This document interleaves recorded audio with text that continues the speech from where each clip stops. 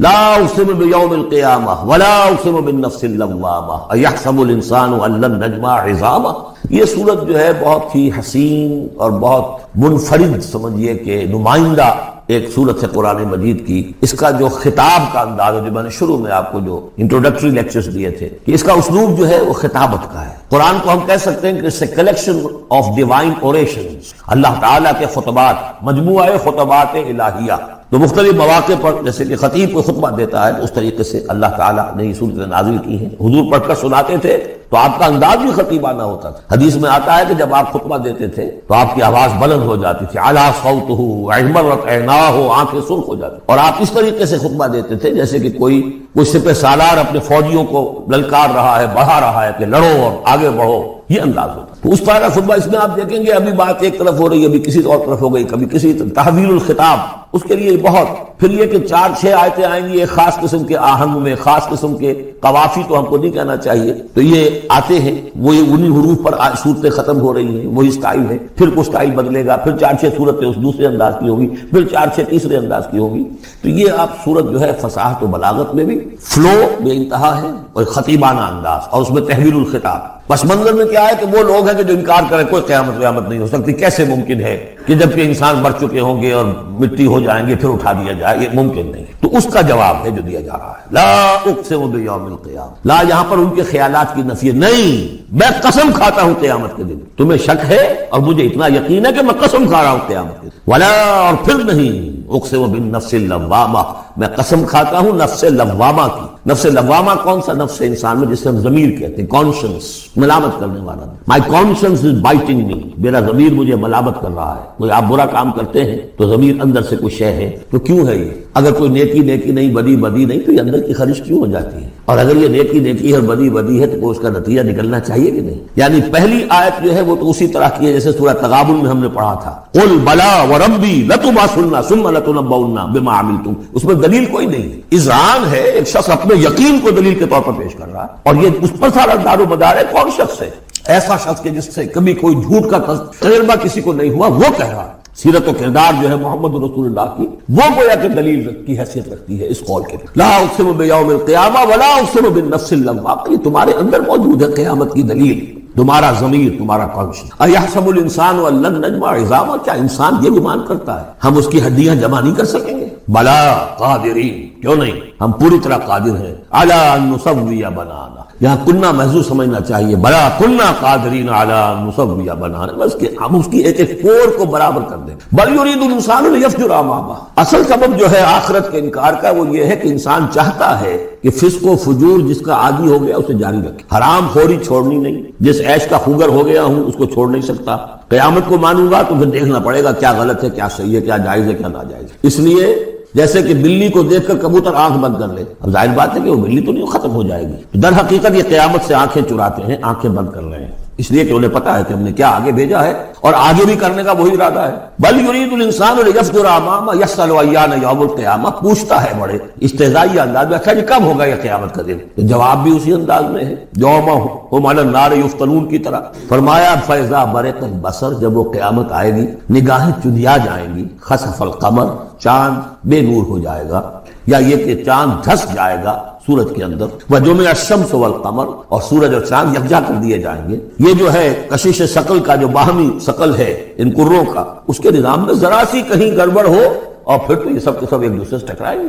فَإِذَا بَرِقَ الْبَصَرُ وَخَسَفَ الْقَمَرُ وَجُمِعَ الشَّمْسُ وَالْقَمَرُ يَقُولُ الْإِنسَانُ يَوْمَئِذٍ أَيْنَ الْمَفَرُّ، یہی انسان اس دن کہے گا ہے کوئی جگہ بھاگ جانے کی؟ کلا نہیں، لا اپنے رب ہی کے حضور میں جا کھڑے ہونا ہے. یُنَبَّأُ الْإِنسَانُ يَوْمَئِذٍ بِمَا قَدَّمَ وَأَخَّرَ، اور جتلا دیا جائے گا انسان کو اس دن جو کچھ اس نے آگے بھیجا ہوگا، جو پیچھے چھوڑا ہوگا. ہم اعمال نیک ہوں یا بد ہوں اس کا کچھ حصہ آگے بھیج دیتے ہیں اپنی زندگی میں، کچھ اس کے پیچھے جو اثرات چلتے ہیں اس کا حساب بھی بعد میں جاری رہتا ہے. وہ ڈیبٹ کریڈٹ جو ہے ہمارے کھاتے میں ہوتا رہے گا. تم نے یہ نیک کام شروع کیا تھا، آگے آگے پھیل رہا ہے، تو جو اور اس کام میں شریک ہے ان کا اجر بھی رہے گا، پورا رہے گا، ان کے اجر میں سے کمی نہیں ہوگی، لیکن اتنا ہی حساب آپ کے کام میں بھی درج ہوتا رہے. اسی طریقے سے کسی نے برا کام شروع کیا تھا، ادھر تک جہاں تک اس کے اثرات جائیں گے تو انسان کو بتا دیا جائے گا یہ تو آپ نے اپنی موت سے پہلے آگے ہی بھیج دیا تھا، یہ تو آپ کے وہ اعمال ہیں، اور یہ ذرا وہ ہے پیچھے اس کے جو اثرات ہیں.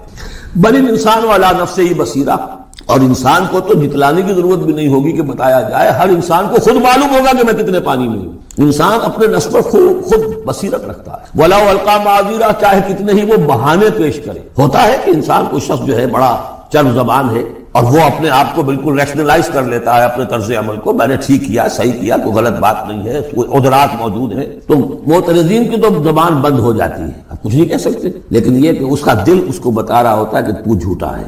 بل الانسان علی نفسہ بصیرہ ولو القیٰ معاذیرہ لا تحرک بہ لسانک لتعجل بہ، عجلت والا مضمون یہ بالکل ابتدا میں یہاں آیا تھا۔ اے نبی آپ اس قرآن کے اب دیکھیے، اب گفتگو حضور سے شروع ہو گئی۔ ابھی تک انسان جو منکرین تھے ان کی بات ہو رہی تھی، شروع میں امامہ، عظامہ، قیامہ، اور اس کے بعد بصر، قمر، مفر، وزر، مستقر، اب یہ پھر اس کے بعد بصیرہ، معاذیرہ، اب اس کے بعد اور بدل رہے ہیں۔ لا تحرک بہ لسانک لتعجل بہ، آپ اس قرآن کے ذریعے سے اپنی قرآن کے ساتھ اپنی زبان کو تیزی سے حرکت نہ دیں کہ جلدی سے آپ اس کو یاد کر لیں۔ ان علینا جمعہ وقرآنہ، ہمارے ذمے ہے اس کو جمع کر دینا اور پڑھوا دینا، جمع بھی کر دینا کہ اس میں سے کوئی حصہ جو ہے آپ بھولے نہیں، اور قرآن اب اس کی ترتیب بھی ہم بتاتے جائیں گے کہ اب جو وہی آئی ہے اس کو کہاں رکھنا ہے تاکہ اس کی ترتیب معین ہو۔ فَإِذَا قَرَأْنَاهُ فَاتَّبِعْ قُرْآنَهُ، پھر جب ہم پڑھوائیں اس کو جس ترتیب سے اسی کی پیروی کیجیے گا۔ یہ ترتیب وہ ہے ترتیب مصحف جس کے تحت کے قرآن مرتب کیا گیا، اور ہم مانتے ہیں کہ یہ ترتیب نزول کی نہیں ہے، نزول کے ساتھ ہی اللہ تعالیٰ کا حکم آتا تھا کہ اب یہ وہی فلاں جگہ ہو۔ ثم ان علینا بیانہ، پھر ہمارے ذمے ہے اس کو واضح کر دینا بھی، جیسے کہ ہم دیکھ چکے ہیں قرآن مجید کی تبیین کرتا ہے۔ سورہ نساء میں دو احکام کے بارے میں آئے گا، یستفتونک، اور حالانکہ وہ حکم آ چکا ہے سورہ نساء میں پہلے، لیکن لوگوں نے سوال کیا قل اللہ یفتیکم فی الکلالہ، اللہ واضح کر دیتا ہے، تم بلا بھی واضح نہیں ہوئی کلالہ کی بات، وہ وعدہ کر دیتا ہے۔ تو قرآن کے اندر بھی بعد میں واضح کر دی گئی چیزیں، اور یہ کہ پھر حدیث جو ہے سب سے بڑی شے ہے کہ جو اس کی بیان کرنے والی ہے۔ جو انزلنا الیک الذکر لتبین للناس ما نزل الیہم، یہ ذکر ہم نے اے محمد آپ پر نازل کیا ہے تاکہ آپ واضح کریں اس کو ان لوگوں کے لیے جن کے لیے ہم نے اسے نازل کیا ہے۔ نازل آپ پر کیا ہے، صرف آپ کے لیے تو نہیں کیا ہے آپ پر، نازل کیا ہے لوگوں کے لیے۔ اب ان کو واضح کرنا، اس کے اندر کہیں اگر کوئی اشکال ہو تو اسے حل کرنا، کہیں کوئی اگر اجمال ہے تو اس کی تفصیل بیان کرنا، یہ آپ کا کام۔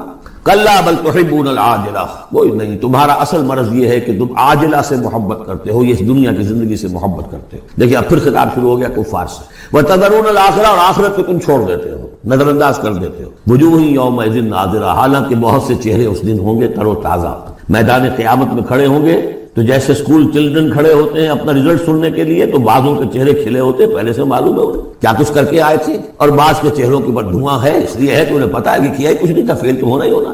تو چاہے اب رزلٹ ڈکلیئر نہیں ہوا، رزلٹ ان کے چہروں پر لکھا ہوا ہے۔ تو وجوہ یومئذ ناظرہ، بہت سے چہرے ہوں گے تر و تازہ، الی ربھا ناظرہ، اپنے رب کی طرف دیکھتے ہوئے۔ اس میں بعض لوگوں نے یہ کہا ہے کہ ناظرہ سے مراد ہے انتظار کر رہے ہوں گے اپنے رب کی رحمت کا، اس لیے کہ رؤیت باری تعالیٰ جو ہے وہ تو ممکن نہیں ہے کہ میدان حشر میں ہو جائے، لیکن میرے نزدیک انہی حضرات کی رائے زیادہ صائب ہے جو سمجھتے ہیں کہ رؤیت ہوگی۔ اہل ایمان کو عین میدان حشر میں بھی ایک درجے کی رؤیت باری تعالیٰ سے مشرف کیا جائے گا، یہ مضمون آ جائے گا سورہ مطففین میں واضح ہو جائے گا۔ اس کے برعکس وجوہ یومئذ باسرہ، بہت سے چہرے ہوں گے اس روز سوکھے ہوئے، اترے ہوئے، اداس، تنبور کی ریڑھ کی ہڈیاں توڑ کر۔ کلا اذا بلغت التراقی، اب ایک نقشہ دکھایا جا رہا ہے، ایک تو بڑی قیامت ہے۔ فاذا برق البصر وخسف القمر وجمع الشمس والقمر یقول الانسان یومئذ این المفر، ایک تو وہ ایک قیامت ہے جو فرد کی قیامت ہے، موت جب آتی ہے، قیامت صغریٰ۔ کلا اذا بلغت التراقی، جب یہ جان آ کے پھنس جاتی ہے ہنسلیوں میں۔ وقیل من راق، کہا جاتا ہے کوئی جھاڑ پھونک کرنے والا۔ بڑے بڑے ریشنلسٹ بھی اس مرحلے پر آ کر، بابا ڈاکٹروں نے جواب دے دیا، حکیموں نے جواب دے دیا، چلو کوئی تعویذ گڈھا کچھ ہو، کہیں سے کوئی جھاڑ پھونک کوئی تو ہو، کسی طریقے سے ہو، تو آخری درجے میں ان کو بھی انسان چیخ پکار کر لیتا ہے، قیل من راق، ہے کوئی جھاڑ پھونک کرنے والا۔ وظن انہ الفراق، اور گمان ہو گیا اس کو کہ اب تو فراق ہے، جانا ہے، یہ گھر بھی چھوڑنا ہے جو بڑے چاؤ سے بنایا تھا، اور یہ آل اولاد کو بھی چھوڑ کر جانا ہے۔ والتفت الساق بالساق، اور وہ جو جان کندنی کا عالم ہوتا ہے تو پنڈلی پنڈلی سے لپٹ رہی ہے، جان نکلنی شروع ہوتی ہے جسم کے نچلے حصے۔ الی ربک یومئذ المساق، اس دن تو تمہیں اپنے رب ہی کی طرف دھکیلے جانا ہے۔ پھر بدل گئے قوافی، فلا صدق ولا صلی، تو نہ اس نے تصدیق کی نہ نماز پڑھی، ولکن کذب وتولی، بلکہ جھٹلا دیا اور پیٹھ موڑ لی۔ تصویر لفظی ہے، جو نقشہ اس وقت ہوتا تھا. ثم ذهب الى اهله يتمطى، اور پھر چلا اپنے گھر والوں کے پاس اکڑتا ہوا جا رہا ہے. حضور کی بات کو تو نظر انداز کر دیا. امشو، چلو چلو یہاں سے. وَاصْبِرُوا عَلَىٰ آلِهَتِكُمْ، صبر کرو، جا کے جمے رہو اپنے آلہہ پر. ذهب الى اهله يتمطى اولى لك فاولى ثم اولى لك فاولى. افسوس ہے تجھ پر اور افسوس ہے تجھ پر اور پھر افسوس ہے تجھ پر اور پھر افسوس. اَيَحْسَبُ الْإِنسَانُ أَن يُتْرَكَ سُدًى، کیا انسان یہ سمجھتا ہے کہ اسے یوں ہی چھوڑ دیا جائے گا؟ کوئی باس پوچھ نہیں، کوئی حساب کتاب نہیں، کوئی جواب طلبی نہیں، کوئی اجر نہیں، کوئی سزا نہیں، کوئی جزا نہیں. الم یکن نطفۃ من منی یمنی، کیا نہیں تھا وہ ایک گندے پانی کی بوند جو ٹپکائی گئی؟ ثم کان علقا، پھر وہ ایک جوب کے مانند تھا کہ جو رحم مادر کی دیوار کے ساتھ چمٹی ہوئی تھی. علقۃ فخلق فسوى، پھر اسی کو اس نے بنایا، اسی میں نقش و نگار بنا دیے، اسی میں آنکھیں آ گئیں، اسی میں کان آ گئے، اسی میں کیا کیا بنایا. فی ظلمات ثلاث، تین پردوں کے اندر. فجعل منہ الزوجین، اسی سے بنا دیے، کسی کو نر، کسی کو مادہ، کسی کو مؤنث، کسی کو مذکر. الیس ذلک بقادر علی ان یحیی الموتى، عقل کے اندھو یہ سوچو، وہ ہستی جو یہ سب کچھ کر رہی ہے وہ اس پر قادر نہیں ہوگی کہ مردہ کو زندہ کر دے؟ جو تمہارا مشاہدہ ہے گندے پانی کی ایک بوند سے، افلاطون بھی اسی سے آ گیا، اور بقراط بھی، اور سقراط بھی، اور ظاہر بات ہے انبیاء بھی وہیں سے آئے ہیں. کہاں سے آئے ہیں؟ ایک ہی استثناء ہے نا حضرت عیسیٰ علیہ السلام کا، باقی تو سب کہاں سے آئے؟ وہیں سے آئے. سارے اولیاء اللہ کہاں سے آئے؟ وہیں سے آئے. گندے پانی کی بوند، اس سے کیا کچھ وہ بناتا ہے. تو تمہارا یہ خیال ہے کہ وہ مردہ کو زندہ نہیں کر سکے گا، اتنا عاجز ہو گیا. فعینا بالخلق الاول بل ہم من خلق جدید. اس کے بعد جیسا کہ یہ سوال ہے، بلا کیوں نہیں؟ پروردگار یقینا لیس ذلک بقادر بلا نشہد انک قادر علی ان تحیی الموتى، ہم اس پر گواہ ہیں. والموفون بعہدہم اذا عاہدوا، اور وہ لوگ کہ جو اپنے معاہدوں کو پورا کرنے والے ہوں جبکہ وہ عہد کر لیں. ایفاء عہد، اس کی کیا اہمیت ہے؟ ایک حدیث، حضور کے جو خادم خاص تھے حضرت انس بن مالک رضی اللہ تعالی عنہ، تقریباً 9 برس تک مدنی زندگی جو ہے اس میں وہ حضور کے ذاتی خادم کی حیثیت سے رہے، اور ان کا کہنا یہ ہے کہ قلما خطبنا رسول اللہ صلی اللہ علیہ وسلم الا قال لا ایمان لمن لا امانۃ له ولا دین لمن لا عہد له. کہتے ہیں شاذ ہی کبھی ایسا ہوا ہوگا کہ حضور نے ہمیں خطبہ ارشاد فرمایا ہو کسی بھی موقع پر، اور اس میں یہ الفاظ مبارکہ آپ نے نہ فرمائے ہو کہ اس شخص کا کوئی ایمان نہیں جس میں امانت داری کا وصف نہیں، اور اس شخص کا کوئی دین نہیں جس میں ایفاء عہد نہیں. کیوں؟ دین بھی نام ہے اللہ سے اپنے ایک عہد کو پورا کرنے کا. نماز کی ہر رکعت میں ہم کیا کہتے ہیں؟ ایاک نعبد و ایاک نستعین، پروردگار ہم صرف تیری ہی بندگی اور پرستش کرتے ہیں اور صرف تیری ہی بندگی اور پرستش کرتے رہے، اور اے پروردگار ہم صرف تجھ ہی سے مدد کے خواہاں ہیں اور تجھ ہی سے مدد چاہتے رہیں. یہ عہد ہے، بہت بڑا عہد، بہت بڑا عہد. اس عہد کو پورا کرنا ہی دین ہے. اللہ کی بندگی، اللہ کے احکام کی اطاعت، اللہ نے جن چیزوں کو حرام کیا ان سے اجتناب کرتے رہنا، اللہ کے فرائض کی ادائیگی، اللہ کے لیے تن من دھن لگا دینا. ایاک نعبد و ایاک نستعین. اب ظاہر بات ہے کہ جو شخص انسانوں کے ساتھ چھوٹے چھوٹے کیے ہوئے عہد پورے نہیں کرتا، وہ اتنا بڑا عہد اللہ کے ساتھ کیسے نبھا دے گا؟ جو 2 پیسے کے اندر امانت کا ثبوت نہیں دے سکتا، اس میں بھی خیانت کر گزرتا ہے، وہ 2 کروڑ میں کیسے امین ثابت ہوگا؟ لہذا لا دین لمن لا عہد له، لا ایمان لمن لا امانت له ولا دین لمن لا عہد له. جس شخص میں امانت داری کا وصف نہیں ہے اس کا کوئی ایمان نہیں، اور جس کے اندر ایفاء عہد کا مادہ نہیں ہے اس کا کوئی دین. اب خاص طور پر اس نیکی کی بحث میں جس ربط اور ترتیب کے ساتھ یہ بات آ رہی ہے اس کو سمجھیے. در حقیقت یہ معاملات جو ہیں انسان کے، بین الانسانی معاملات، یہ در حقیقت اس کا تذکرہ ہے. اس لیے کہ اب تک جو معاملے آئے، ایک خدمت خلق اور انسانی ہمدردی کا جذبہ، پھر نماز کا قیام، زکوٰۃ کی ادائیگی. اب جو یہاں آ رہا ہے یہ معاملات ہیں بین الانسانی معاملات. معاملہ کہتے ہیں جو 2 افراد کے مابین کوئی بات ہو رہی ہے. عمل سے معاملہ، جوہد سے مجاہدہ، قتل سے مقاتلہ.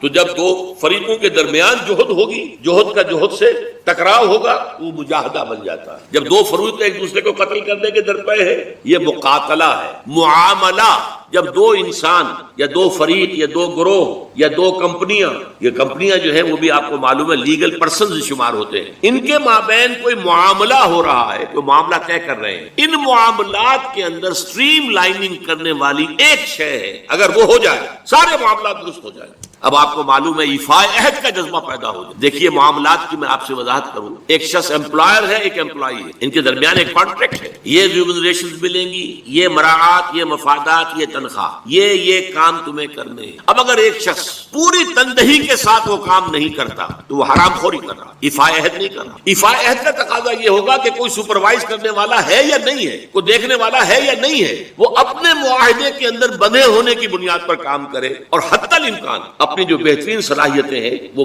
اسی طرح چھوٹا سا معاملہ ہے, آپ نے ایک شخص کو مزدور کے طور پر رکھا ہے, شام کو 100 روپے آپ نے دینے ہیں, یہ معاہدہ طے ہو گیا. اب یہ مزدور اگر کام چور ہے کہ اگر تو کوئی دیکھنے والا ہے تو کام کر رہا ہے اور اگر کوئی دیکھ نہیں رہا تو بیٹھ گیا, تو یہ بے ایمانی کر رہا ہے, یہ وعدہ خلافی کر رہا ہے. اسے اپنے اس وقت کے اندر اپنی پوری توانائی, پوری توجہ کے ساتھ, اس لیے نہیں کہ کوئی مجھے دیکھنے والا ہے, بلکہ اس لیے کہ میں تو اپنے عہد کا پابند ہوں, میں نے معاہدہ کیا. یہ میں نے سب سے چھوٹی مثالیں دے دی. اس سے اوپر آئیے, شادی کیا ہے؟ Social marriage. یہ سوشل کانٹریکٹ ہے. میرج کیا ہے؟ ایک مرد ایک عورت, اس کے درمیان معاہدہ ہے, ساری عمر کا نباہ کرنا ہے, بیوی کے یہ فرائض ہیں جو اسے ادا کرنا, شوہر کی یہ ذمہ داری ہے, اس کے نان نفقے کا وہ ذمہ دار ہے, اس کے لیے سکنا فراہم کرنا اس کے ذمے ہے, اس کے لیے رہائش کا بندوبست کرنا اس کے ذمے ہے, نان نفقہ اس کے ذمے ہے, بیوی کے یہ فرائض ہیں جو اسے ادا کرنے. اب یہ در حقیقت ایک سوشل کانٹریکٹ ہے. اگر کوئی بھی اس کے اندر خیانت کا ارتکاب کر رہا ہے تو اس نے اپنے عہد کی خلاف ورزی. اسی طرح دیکھیے بہت سے معاہدے ہوتے ہیں جو ریٹن نہیں ہوتے, طے شدہ نہیں ہوتے. اولاد اور والدین میں بھی ایک معاہدہ ہوتا ہے, امپلائڈ ہے. وہ کیا معاہدہ ہے؟ والدین اپنی جوانی میں اپنے آپ کو انویسٹ کرتے ہیں اپنی اولاد میں, ان کی تعلیم ہے, ان کی تربیت ہے, ان کو کھلانا ہے, ان کو پلانا ہے, ان کے لیے کپڑے کا بندوبست ہے, وہ اپنی ساری توانائیاں جو ہے لگا رہے ہیں ان کو پالنے پوسنے. اور اس کے اندر امپلائڈ کانٹریکٹ ہے کہ جب یہ بوڑھے ہو جائیں گے اور وہ جوان ہو جائیں گے تب ان کو لک آفٹر کریں گے, ان کی خدمت کریں گے, ان کی سیوا کریں گے, ان کے ساتھ حسن سلوک کے ساتھ پیش آئیں گے. یہ کانٹریکٹ ہے, چاہے یہ لکھا ہوا نہ ہو, امپلائڈ کانٹریکٹ. بہرحال پوری انسانی زندگی کا اگر آپ تجزیہ کریں گے تو معاہدات کے گرد اگر ایک وصف پیدا ہو جائے, ایک وصف ایفائے عہد. حضور نے فرمایا بندہ مومن کا وعدہ کر لینا عیدۃ المومن کا اخذ الکف. بندہ مومن کا کسی سے کوئی وعدہ کر لینا ایسے جیسے اس کا ہاتھ جو ہے اس کے ہاتھ میں آ گیا ہے. جیسے آپ نے کسی کا ہاتھ پکڑا ہوا, کہاں جائے گا, وہ تو بند گیا, اس نے وعدہ کیا وہ بند گیا. اور یہ ایک واقعہ آتا ہے حضور کا, اور یہ بھی آغاز وحی سے قبل کا واقعہ ہے. آپ کی زندگی میں امانت اور دیانت جس کی بنا پر الصادق الامین کے خطابات آپ کو ملے تھے اپنے معاشرے سے, آپ کاروباری آدمی تھے, تجارت کرتے تھے. ایک شخص سے کوئی بات ہو رہی تھی معاملے کی, کسی سودے کی, اس نے کہا کہ ذرا اے محمد آپ انتظار کیجئے میرا یہاں پر, میں ابھی آتا ہوں. وہ جا کر اپنے کاموں میں ایسا مصروف ہو گیا بھول گئے. حدیث میں ثلاثہ کا لفظ آیا, 3 کے بعد یاد آیا اسے, اور عام شارحین کا یہ کہنا ہے 3 دن کے بعد. وہ بھولا رہا, اچانک یاد آیا, میں نے تو وعدہ کیا تھا محمد سے صلی اللہ علیہ وسلم کہ آپ یہاں میرا ذرا انتظار کیجئے میں ابھی آتا ہوں. وہ اسی طریقے سے گھبرایا ہوا گیا تو حضور وہیں تشریف فرماتے. 3 دن اس نے معذرت پیش کی, کہا میں بھول گیا. تو حضور نے فرمایا میں تو اپنے عہد کا بندھا ہوا تھا, میں نے تم سے وعدہ کیا تھا کہ میں یہاں تمہارا انتظار کروں گا, میں کر رہا ہوں. تو یہ ہے اصل میں, اور جیسا کہ قرآن مجید میں اسی سورہ بنی اسرائیل میں آیا ہے ان العہد کان مسئولا. یہ عہد جو ہے اس کی تو اللہ تعالیٰ کیا مسئولیت ہے, جواب دہی ہوگی, پوچھ گچھ ہوگی. یہ ہے معاملہ. معاملات انسانی میں نیکی کا وہ جذبہ جو ہے وہ خاص طور پر جو ظاہر ہوگا وہ ایفائے عہد کے حوالے سے تمام معاملات بین الانسانی تعلقات اور تمام معاملات کے اندر سٹریم لائننگ کرتا ہے.